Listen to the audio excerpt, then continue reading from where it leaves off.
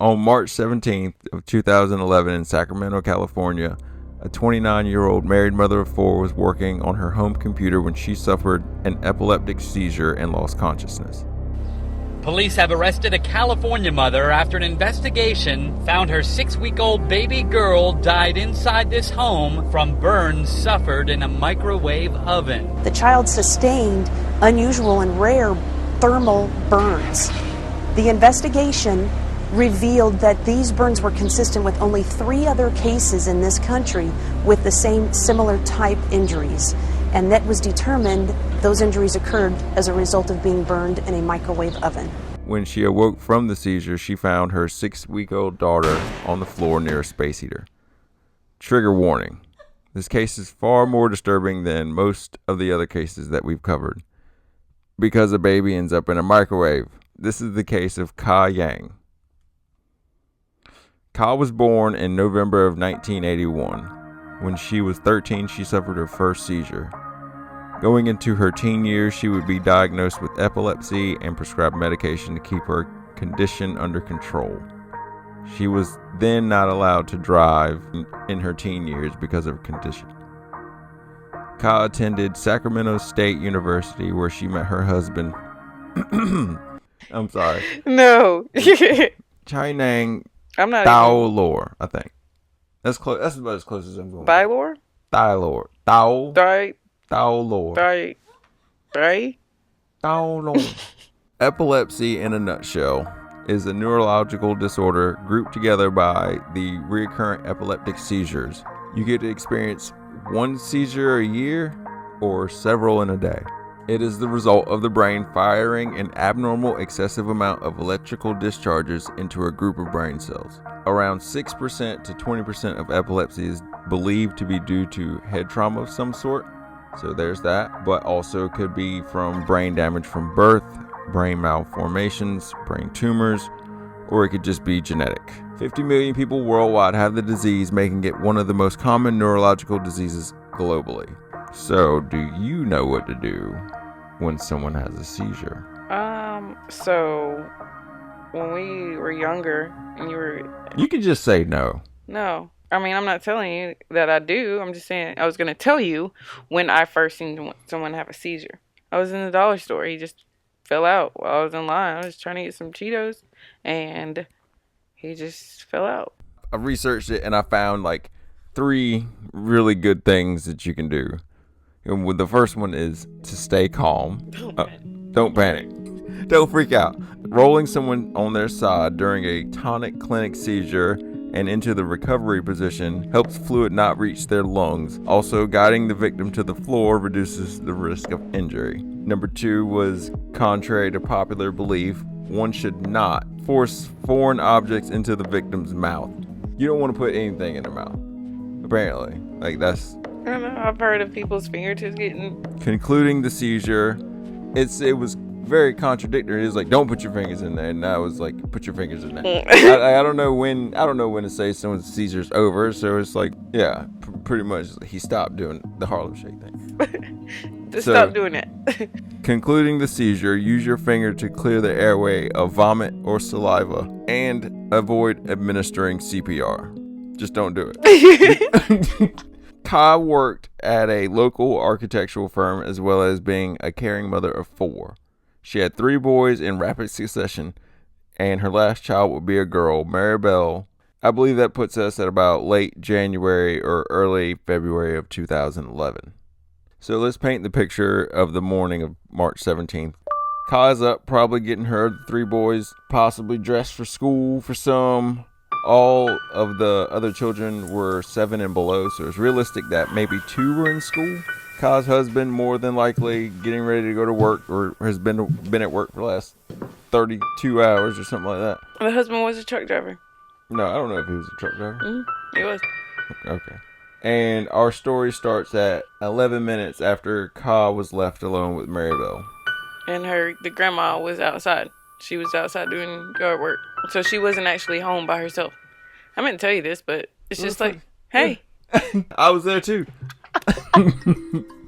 The mom went out and did yard work. She had siblings that came over and helped her. Siblings helped pick them up and take them to and from school. So the brother apparently left. I can't pronounce his name, but he left to go get the kids and left her there. But the grandma was there, and she was outside just doing hella yard work apparently.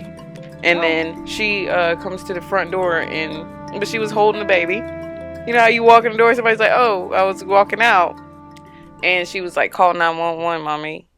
Look what happened to her." Quote. I mean, there's some air quotes in there. She said, "Call 911. Boom, boom. Look what happened to her." Because she was saying that she blacked out, like, done, son. And she woke up beside the baby. Yeah. And the heater. Well, that's the same story she told firefighters. Fuck you. What do you need a heater for? There's different parts of California where it snows in California. Do you know that? True. The grandma apparently, she was there with this bitch. She was there with her. Like, that's why I said she was left for 11 minutes, because somebody was there. Like, bitch, I've been outside for 11 minutes and you did this? Needless to say, this baby obviously did not survive these injuries, and the firefighters did not believe this story. When police arrived at the scene, they were not falling for the grieving mother act. Neither were they falling for the whole seizure story act. So they just decided to search the house. They found a melted pacifier in the microwave. Not immediately. I mean, they didn't go straight to the microwave, but you know how melted plastic might smell. You could probably track it down in your house. Now, obviously, they showed up to work today, and they was like, "You smell that plastic? Nah. It's coming from the fucking microwave." You can't. There's no right way to say, "Do you smell plastic?" A human after cooking it. I'm not saying the person, but I'm saying definitely you the melted pacifier. Yeah.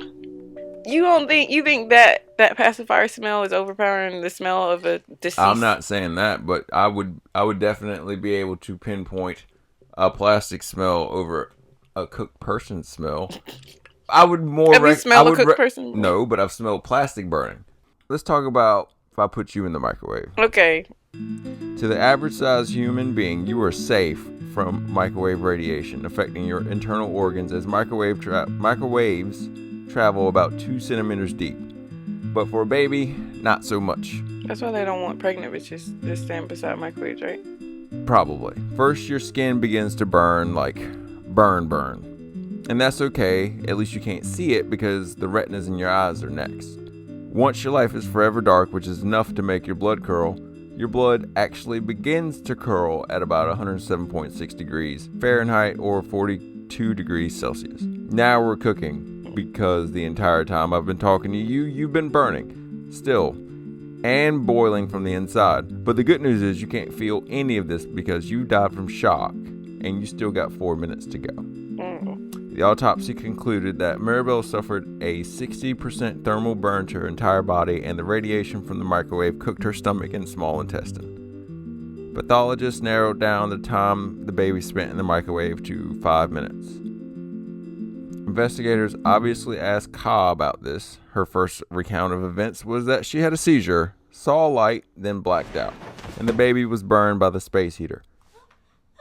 They call bullshit, so now her story is that she put the baby in the microwave and just... Yeah, they proved that she didn't even have a seizure that day. She then confessed to having multiple personalities. So my guess as to why she wasn't arrested until June 21st, 2011 is that investigators put the work into the investigation as they should. Like, they waited for the official autopsy. They waited for forensics to do their job. They didn't want to shit the bed on this one. This was Ka's first run-in with police ever. No criminal background, no child abuse, no child neglect, no nothing. So maybe they didn't think she was a flight risk. You know, she has no record. June 23rd, 2011, she was arraigned on charges of murder and assault on a child causing death under the age of 8. Her charges also fall under special circumstances, as the cause of death was intentional and involved torture. She was eligible for the death penalty or life without the chance of parole. Ka did not plead at this hearing. Ka's defense team tried to plead to the court that it was because of her seizure. It made her temporarily crazy, and she put the baby in the microwave. The prosecution rebutted with Ka's original story that she told police that she fell out the chair and lost consciousness and the baby fell near a space heater, which they knew was not true either, as the baby's clothes were unsinged and no hair had been burned on the baby. Like I was saying before, heater is going to burn you. Wouldn't forensics prove that anyway? It'd be like, all they had to do was look in the microwave, right? Yeah, I guess. I don't know. I wonder if they looked in the oven, or did they look anywhere else where... I wasn't there. But I imagine that, like, you know, they did a thorough search. They didn't just I mean, that's how they found the pacifier, obviously, but I've seen some shit where... Let's go through her refrigerator, see if she got any leftovers. Chinese food, probably. Oh my God. Dr. Gregory Reber stated that the most significant burn to the body was a radiation burn to the stomach, which could be consistent with coming in contact with a microwave. At trial on November 15th, 2015, the jury had to walk past the microwave that Ka placed her baby in. I feel like in this case, with a lot of cases like this, where they put them in the microwave, or they put them in a tub, or they put them in a lake, or they put them, like, you know, they try and hide the baby in some sort of fashion. We can't hide a body in a microwave. Somebody's going to get hungry eventually. Well, you can't hide a body in a tub either. Someone's going to need a shower eventually. You're right. Why are we trying to make practical uses out of these things in the house? Someone's going to know the baby's gone. Well, man.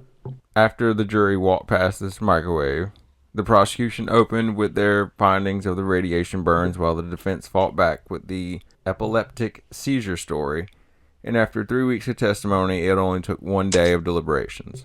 Ka Yang, now 34, was found guilty of murder and assault on a child causing death under the age of 8, and was sentenced to 26 years to life without the eligibility of parole on December 18th, 2015.